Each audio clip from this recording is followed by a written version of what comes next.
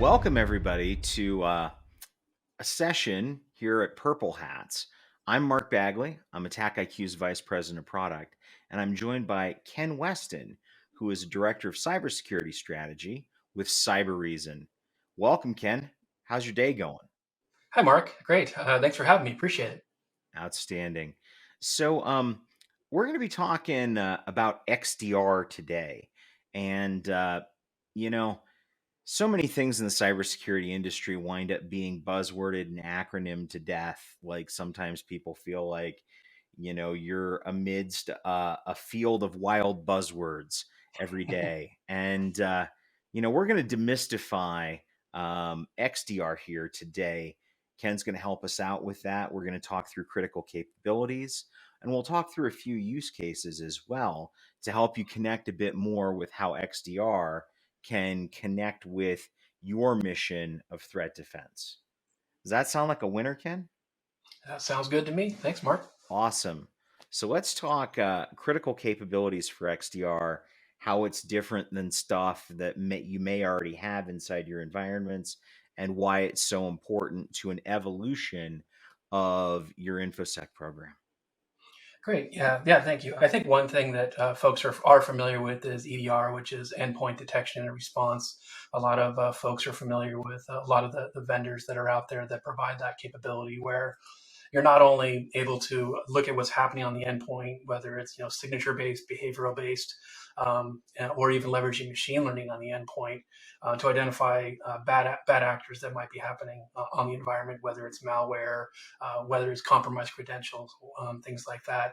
And it provides us a really rich set of sort of rules as well as visibility into what's actually happening on the endpoint, as well as the ability to also respond to those actions, right? So I can go in and I see that there's malware or a malicious process that's running on someone's computer.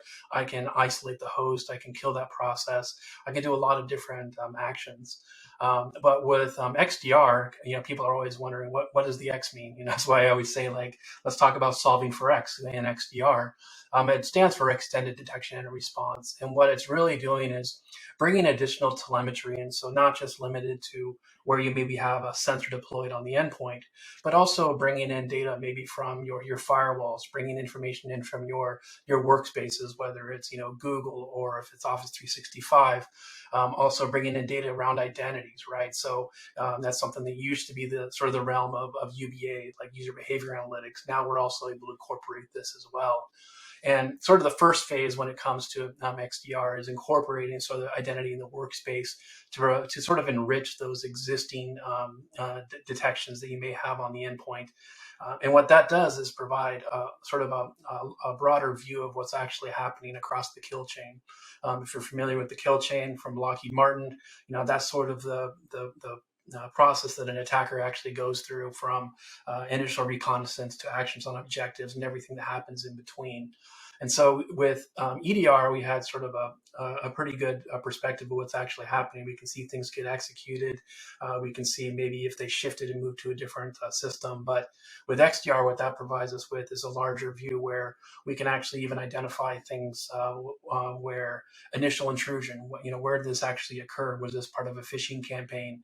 If it was part of a phishing campaign, be able to actually have visibility into the emails that receive that malicious file, who actually sent it, getting additional metadata. And the nice thing about that is that you're not having to pivot into your SIEM to get that information. The idea here is that all those pivots are automatically done, through sort of a graph database and then surfaced for the analyst and basically packaged up. So they should have about 95% of the information they need to actually conduct that investigation as well as mitigate the threat. Wow. Like, I think you were talking nonstop for like 3 minutes. So let me sort of play that back. So XDR is the set of capabilities that brings together what's happening on the endpoint with everything else inside the environment. So a responder or an analyst or a similar persona doesn't have to pivot between consoles and tools, and they can just get the information that they need to start their solving for X, as it were. Yeah, exactly. So, and I think what that also provides is, not just that, hey, something happened and we mitigated it, but also helps organizations identify the root cause so it doesn't happen again, as well as the full impact. Like ransomware, for example, it's not enough now to know that ransomware was fired off. We also need to know if data was exfiltrated, what information was compromised, were additional credentials compromised, did they pivot into our cloud environments? And that's really what XDR is trying to help solve, is to sort of solve that bigger picture of an attack. It's very rare that you'll see, one system actually affected by, a ransomware operation, for example. The goal is to target the entire network and actually go after the crown jewels. Got it. So many of your customers find XDR more useful when they're trying to assess scale and scope of, post initial access, when, the recon, the recon activities are occurring as information is being rounded up, the points of presence and the points of persistence inside the environment are then starting to move information out either through, established covert channels or something similar, right? Yeah, yeah, exactly.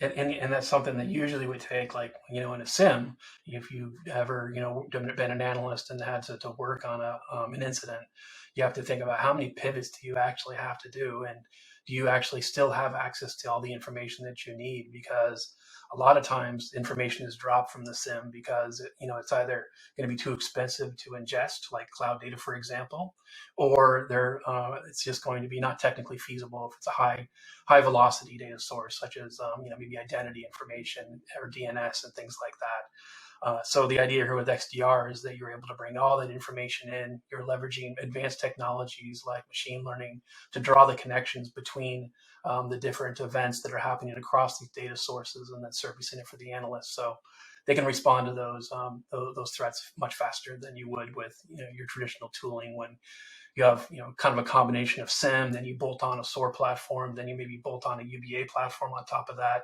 It just becomes really complex, and even oftentimes analysts end up spending more time being system administrators and managing their tools than they do actually doing the job they were hired for. That seems like a miss. And I mean, it also sounds like a miss to, be dealing with something of your own creation that you have to administer that is also probably pretty brittle. I'm guessing that. Is that a fair assumption? Yeah, very much so. I think especially with like some of the like SOAR platforms that I have to deal with when I'm dealing with integrations. I swear, as soon as I finish an integration, something in the API changed, like a new version gets released, and then it ends up breaking that whole integration. We have to go back and retool it, and then also bringing the data into your SIM. That data changes as well. And oftentimes you have to debug the platform itself even while you're conducting some sort of a investigation into a threat within the organization. And sometimes you even have to, forget it and just pivot directly into the EDR tool, or sometimes you even have to log directly into the server, and you're grabbing logs and things like that.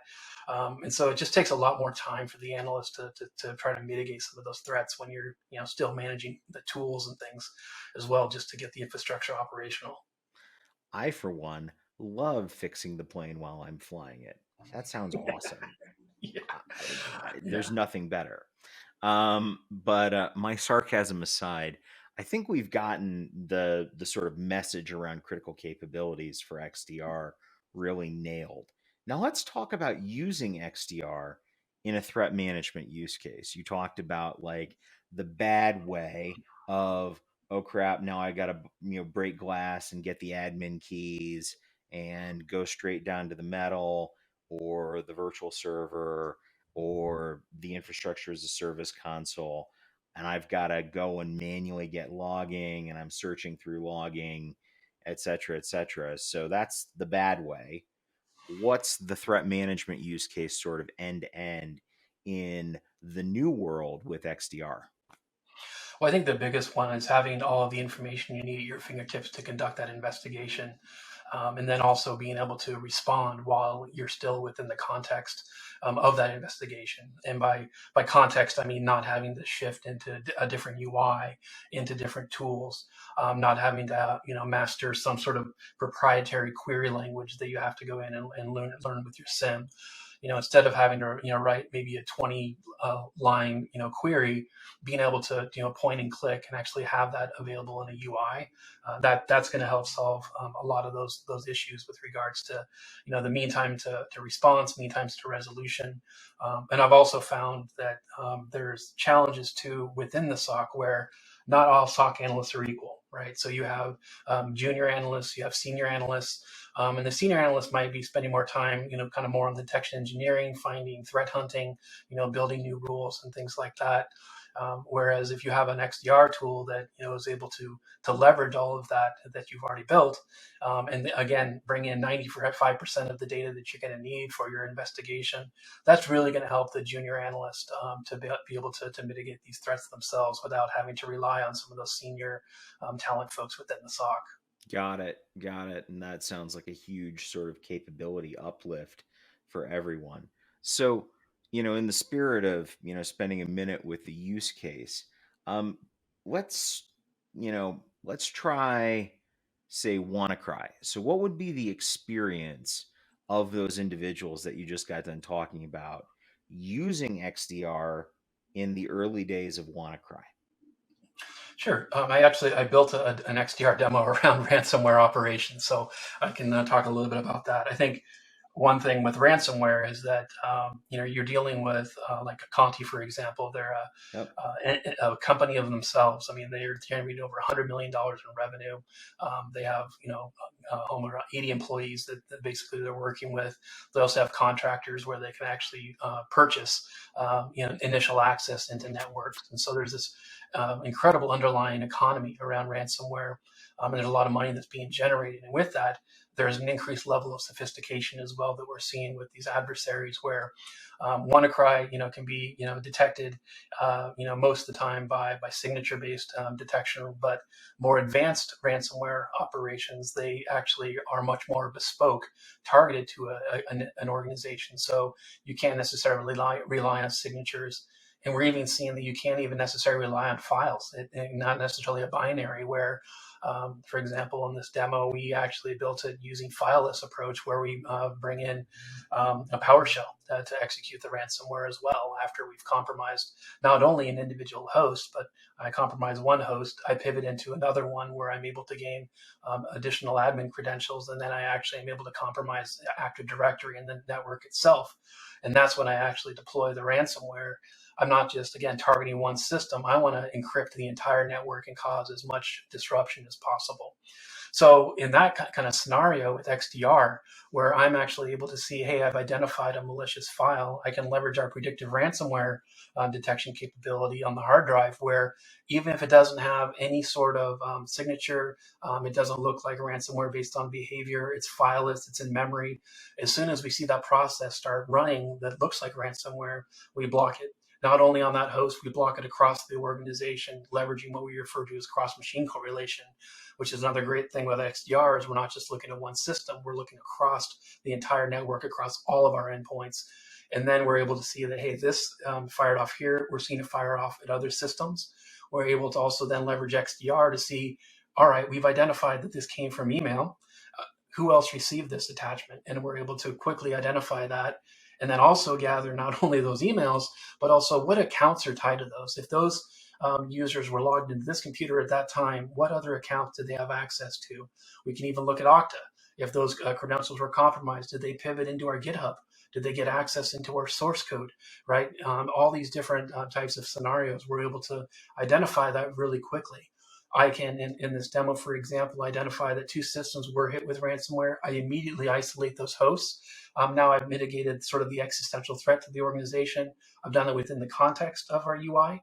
And then I can continue my investigation where I can actually pivot in, identify the additional identities that were compromised, maybe then go through and automatically reset all of those passwords. And then I can actually, at the end of this, package all this up as well for the security team to then do sort of a post-mortem as well And we're then able to identify, look, we found the root cause. We also have identified the full business impact. It was only 2 systems that were affected. We can even tell you that only 3 files were actually encrypted. We can roll those back. And then we also then are able to tell the business the full impact. So that's something that we really haven't been able to do with a single product, right? You've had to have a lot of different tools to be able to do that. And when you do that, it takes a lot of time. And you're not necessarily able to mitigate the threat while you're in the context of the investigation. And that's really when it comes to ransomware and XDR, that's really where I see XDR really kind of playing a key role and to help to mitigate that threat. Got it. So that was a great use case, that walked all the way through sort of the life cycle of perhaps maybe one of the most pernicious malware and ransomware actors that defenders are facing today. Let's move a little bit beyond, though, the sort of traditional threat management use case. Um, you know, I know that one thing that XDRs get roped into is something of an asset management use case. You want to talk a bit about how XDR fits into the picture beyond threat management? Yeah, sure. I think identifying what's happening on the endpoint, that's it's helpful for a few different reasons. Not only to identify if something malicious hits the system, but also identifying what applications might be running on those systems as well. What vulnerabilities might exist in those applications. And the one thing that we do is we are able to provide real time information on what vulnerabilities are on a particular system, and that's helpful when you're conducting your investigation. Again, you're not having to go and where's that vulnerability scan? Let's go look that up and see if what vulnerabilities are on this system. Being able to have that within the context of your actual investigation to see on these endpoints, what applications are running, what vulnerabilities are actually running at this time. That's also really, really helpful. And then, of course, adding the fact that with EDR, it really relies on a sensor being deployed to that endpoint, right? Whether with Windows, Mac, or Linux. But a lot of times there are situations where you can't deploy a sensor to a particular system. I just spoke at an OT conference as well, where we talked about critical assets, where you're dealing with SCADA, ICS, things like that, IoT types of devices. And sometimes you can't even scan those systems because you risk bringing them down. But with those types of systems where you're able to gather information from the network, so network data, whether it's IDS, IPS, even your firewall, that's going to provide additional visibility to some of those assets, right? If this particular system does have an IP address, being able to gather a telemetry around that, and again, being able to incorporate that and combine it within one single UI and having visibility into that. I think that's a game changer. Again, not having to rely on a SIM, not having to rely on vulnerability reports, things like that. Having all this information at your fingertips is really going to help analysts do their jobs faster. I definitely can connect with how that would not only make an analyst's job easier, but also feed some other downstream activities that sort of speak to the borders of where a security team or a SOC or an IR team then has to start interfacing with the rest of the IT apparatus about discussing impact, discussing what quarantining actions or isolation actions have taken place, being able to say, hey, N information was exposed from Y sources, being able to draw a very fine, sort of circle around around the scope of the adversary action that is being dealt with at that point in time. So all of that sort of fit together with what you've observed with XDR users and customers. Yeah, yeah, very much so. I mean, there's the visibility, from, it doesn't have to have a sensor deployed. That's helpful. We also have situations where we have sensors now deployed into cloud where we're actually even monitoring containers, which are sort of ephemeral, right? That's another challenge for organizations. And we have a whole other, suite that we've been working on around that, a different approach. But we're able to bring that telemetry in for XDR as well. So, for example, if maybe a ransomware actor, they do compromise a developer system, or they get into GitHub and they access keys into the cloud environment and they pivot, we can follow them there. We can track them, or it can even happen in reverse, where a web application is compromised. They get access to it. They do a container escape. They compromise that host. They get access to additional credentials, and then they come into the network from a different route, right? So I think that's one real thing that XDR is going to help with as well in this regard. And we've also been working really closely with on the DFIR side, where we can actually even deploy additional tools like Velociraptor, for example, very rapidly to any of these systems that are running our sensors. We can deploy those additional tools. So if there is a need to get more granular forensic information, we can do that, again, all directly from within a single console. Wow. I mean, when you think about the number of pivots and the pivoting directions that could occur, I mean, you just described a couple of additional use cases. Um, should people expect the the XDR as, commonly understood in the industry to be, capable of, understanding these ephemeral execution environments wherever they might be? Yeah, very much so. It gets into what we refer to as the cloud workload protections. Kubernetes is a good example. It's a container orchestration tool, and that's one challenge is that in the cloud is that you spin up an instance and you may identify something malicious, and then it comes down. We also have a situation where you may have multiple containers that get compromised, and they're all coming from a common image. And so that one challenge is, okay, is the issue with one of these containers, or is it from the parent image that they all kind of spun up from? And that's one challenge I've seen is that you have 100 instances, of a particular image.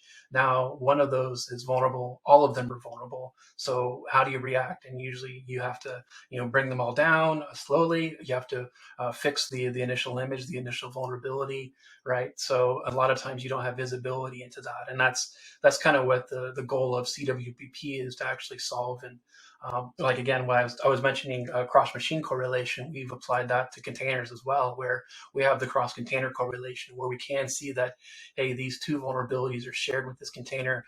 We can then basically convict that it's the parent image that is the problem. We can then work closely with the DevOps team to go through and make sure we mitigate that vulnerability.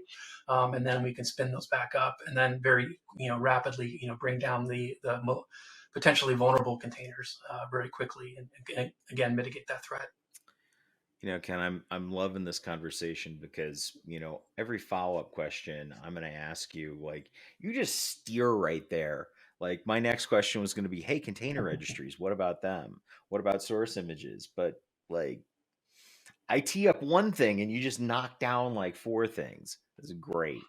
Um, so, all right.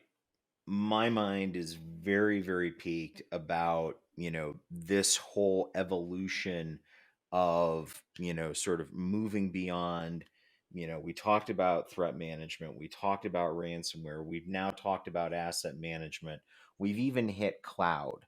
I mean, XDR is really sounding like the Swiss Army knife for a lot of environments, but without the traditional compromise that someone would make when you say, hey, I want a jack of all trades, I want a generalist capability. And then you have to say, well, I guess I'm not going to get this. And I guess I'm not going to get this. So, what other use cases would you want everyone in our session to know about that go beyond the ones we've already discussed, where XDR is a great way to, advance your capabilities without necessarily advancing the number of tools and technologies that you have in your environment? Yeah, I think well, one thing I should say is a lot of times people say, well, this sounds great. I mean, it sounds like what my SIEM and my SOAR and all the other tools are doing. Are you saying that I can replace those? And I think Ali Mellon said it from Forrester that said, that XDR is on a collision course with SIEM, but it's not necessarily going to replace a SIEM just yet, because the way I see XDR is really focused on that detection and response component, right? And with the detection and response, it's really about speed. And it's dealing with the high volume and high velocity of data sources that the modern enterprise has to deal with today. It's not even dealing with a single network. We also have people working from home. We have remote. We have SaaS applications. I mean, there really isn't a perimeter anymore. We talk about ephemeral. There is no network perimeter anymore. And so I think these older tools like SIEM, SOAR, and standalone EDR, those kind of dealt with the sort of legacy types of environments. And I think what we tried to do is start bolting some of these tools on, and maybe changing the back end architecture, what types of databases that they're using to try to handle the increased volume. And it's really hasn't been a tenable solution for organizations due to the cost, right? So we've seen with SIEM, they moved from a relational database into sort of a NoSQL database approach, like you would with a Splunk or Elastic, which that's great for handling a larger data set. It's great for search, but it's still not helping us draw a lot of those connections. And that's where I've seen with XDR kind of the thing that's really powering on the back end is graph databases, because they're really able to leverage machine learning. They're able to leverage the ability to draw connections between elements. And I think that's kind of what's helping to drive a lot of this is we're able to bring not only all of this data into one place, but now leveraging the graph databases, or we refer to as a threat graph, we're able to start actually drawing correlations between those different events and entities. And that's something that, we didn't necessarily have that technology, back, even a decade ago. And now we do. And we're able to even leverage that through a cloud infrastructure, right? So we have our partnership with Chronicle, for example. So it's amazing when you have this sort of unlimited back end where you can throw as much logs into it as you want without any sort of concern for the speed or the latency, and not having to deal with. I don't have to manage that our infrastructure. I don't have to keep writing a check every time we need to increase the size of that database or what have you. And so I think that's really what's starting to drive this evolution. Just that need to not only ingest large volumes of data, but also the ability to make sense of it. I mean, that's the biggest thing, and I think that's what XDR is really starting to leverage. And I think and marketing kind of got ahead of themselves when they started talking about artificial intelligence, and we forget that machine learning is a subset of that. And I feel like that was sort of underestimated, the capabilities of what machine learning and some of these technologies that we're actually able to leverage and actually make practical use of in the security space. And that's where I think XDR is really going to kind of go above and beyond what even SIEM and SOAR could even possibly become. Wow. So, I can check you a little bit on Allie's comment. You absolutely got it right, and that's a great comment from a very smart lady. Um, when you consider the hey, can I replace? Well, maybe not yet because everybody's living in hybrid cloud world, so you still got a bunch of stuff that lives somewhere where it's already logging into the thing that you've had, you understand it, so on and so forth. um, how could someone expect for XDR to maximize the existing technology investments in either their defensive or their visibility programs? Because I think you hit on a really good point, which is, yeah, the world's perimeterless. Yeah, I mean, everybody who's lived through the pandemic and attempted to work from home has experienced this. Anyone who's ever used, a SaaS portal to, cloud hosted application access to, fulfill parts of their job has also lived this. But the role of the defender is beyond the role of the user, and they've got stuff everywhere to deal with. So when you consider XDR, again, how can it maximize the investments that have already been made in things like SIM, SOAR, and EDR? Yeah, so I think a lot of people, vendors would say, "Well, we'll simplify things," and that's not true, because things are actually going to get much more complex, whether you like it or not.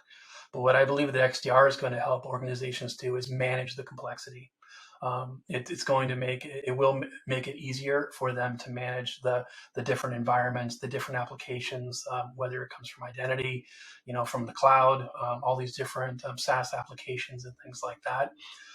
One thing I've seen with SIEM for XDR is that although we're not going to replace the SIEM, what we can do is stop the bleeding in terms of budget. You can stop throwing all this money at your SIEM vendor to ingest these high volume, high velocity logs that are coming from cloud. Instead, you can leverage an XDR platform that will gather all of that data and then highlight the important information. And you can have that at your fingertips. It's not going to be a check mark for compliance. I think that's one of the challenges with XDR going to market, is that it's not a must-have. It's not a check mark like a SIEM, where you are logging certain data sources that are required, for certain purposes, whether it's PCI, what have you.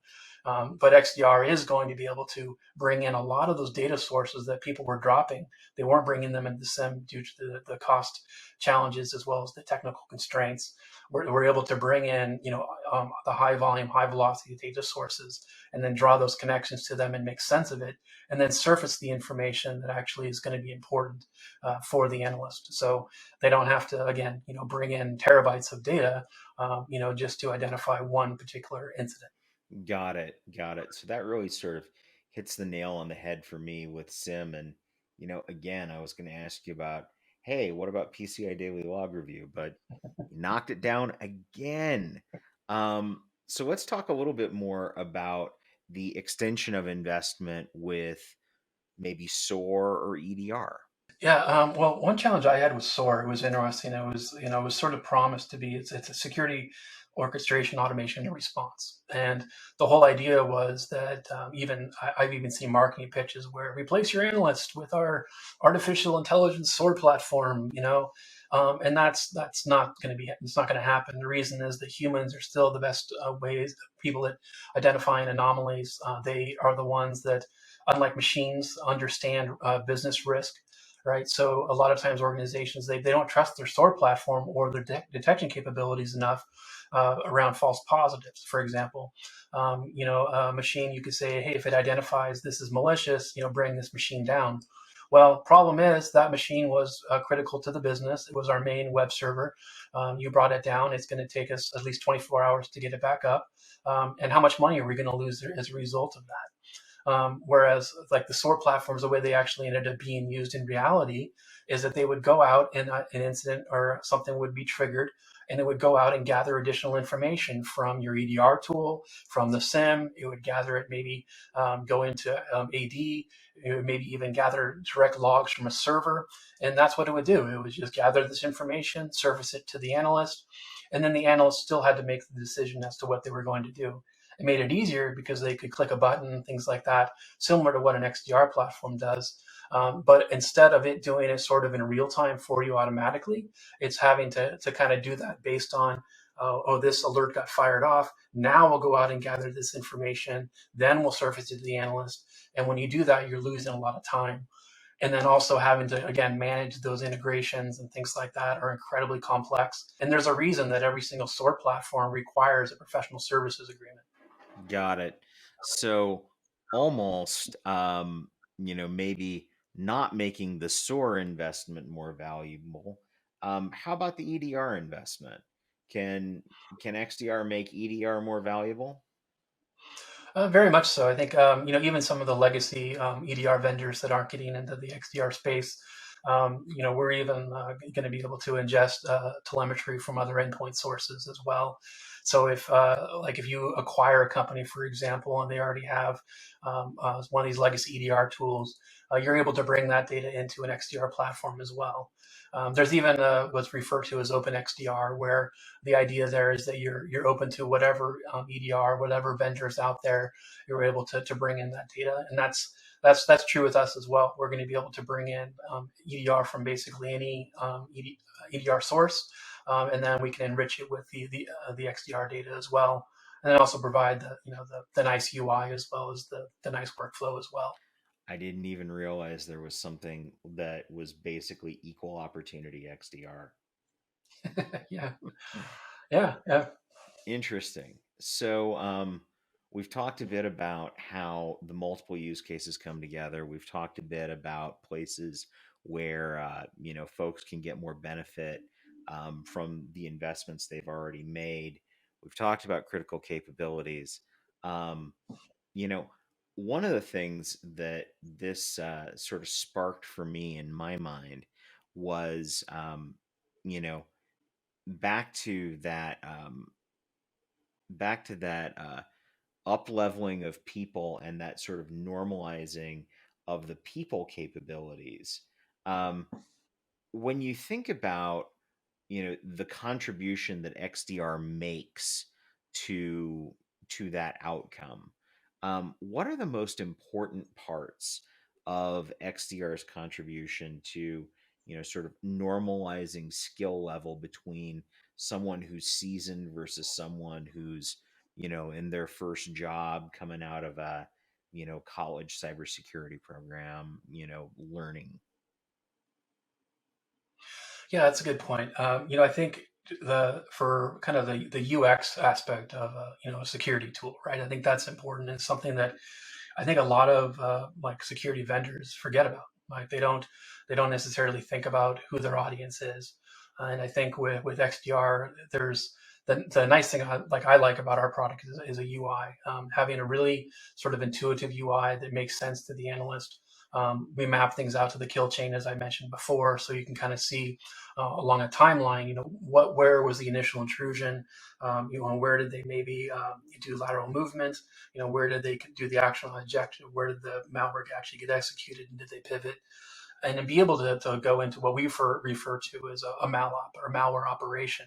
I think that's important where we're not relying on individual alerts. And if you ever talk to a SOC manager, that's one of the things that's going to burn their employees out is just alert fatigue.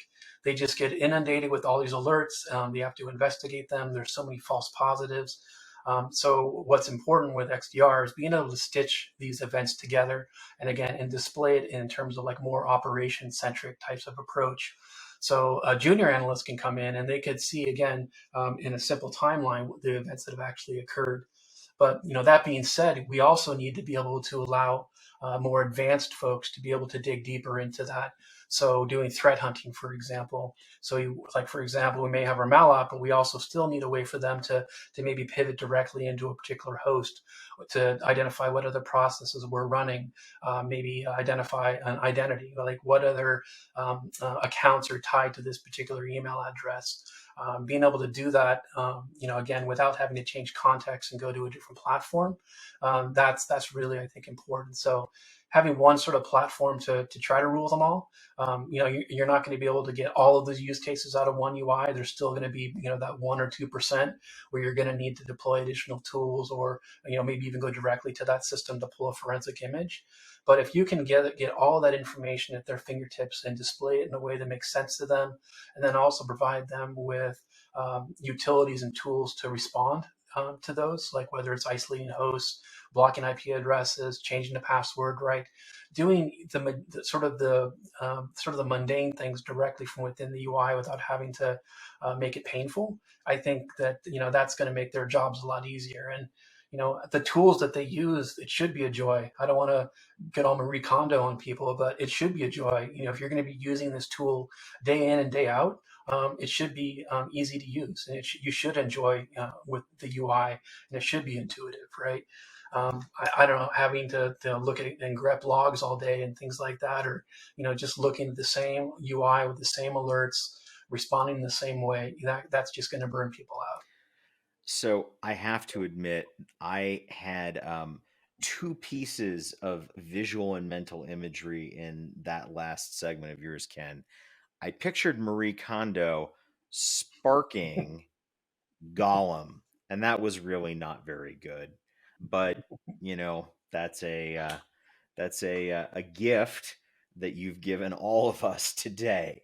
Um, you know, one of the thoughts I just had, as you were describing how people can be better, by way of having this, consolidated experience, is actually something that's near and dear to Attack IQ's heart. It's part of our conference name. It's part of the thing that we exist to help codify and enable the practice of, and that's purple teaming. And I got there as you were talking about how the threat hunt experience, is something that, that defensive team can do more effectively inside the world of XDR.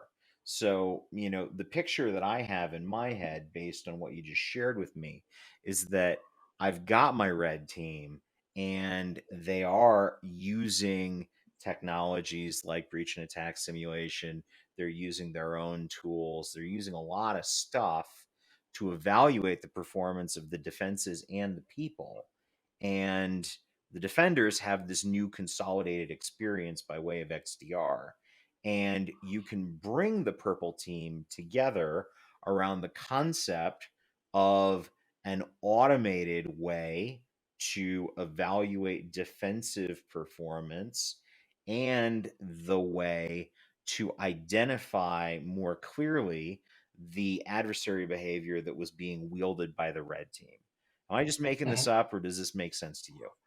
No, I mean that makes sense. I mean this is something that we do internally with our product as well. When we're, like for the demo environment, for example, we use real data. We use a virtual environment. We create a virtual network, but then we also create real workspace accounts. We create real Okta accounts. We then work with red team folks and myself. I'll even run a real attack using real attack tools, things like that, real techniques.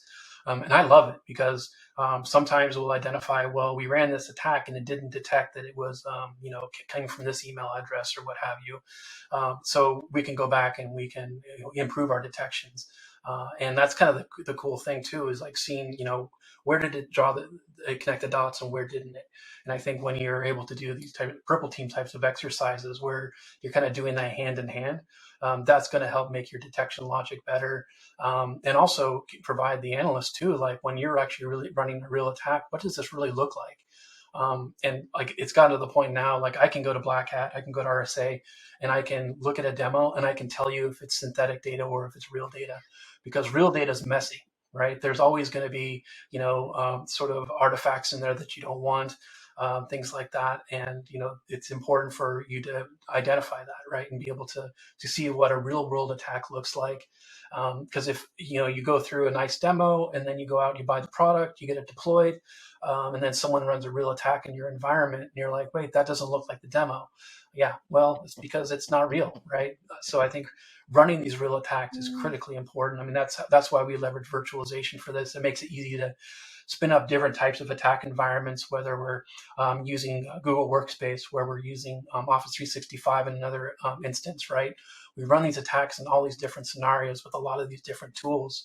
And if you tried to do that with, the old school infrastructure, actually set up real machines and things like that, it's another example where it would take us forever. There's no way we'd be able to do it. But when you're able to leverage virtualization to spin up these types of environments really quickly, I love it. I mean, like the attack du jour, the next incident that might happen, whether it's another ransomware incident or some wiper or something like that, but being able to spin up a real network, actually have your sensors deployed, run the attack, and then see what it looks like on the back end. That's just amazing. Like we're living in the future. We are living in the future. The future. Um, so I'm going to recap just a little bit because we're running out of time with our audience.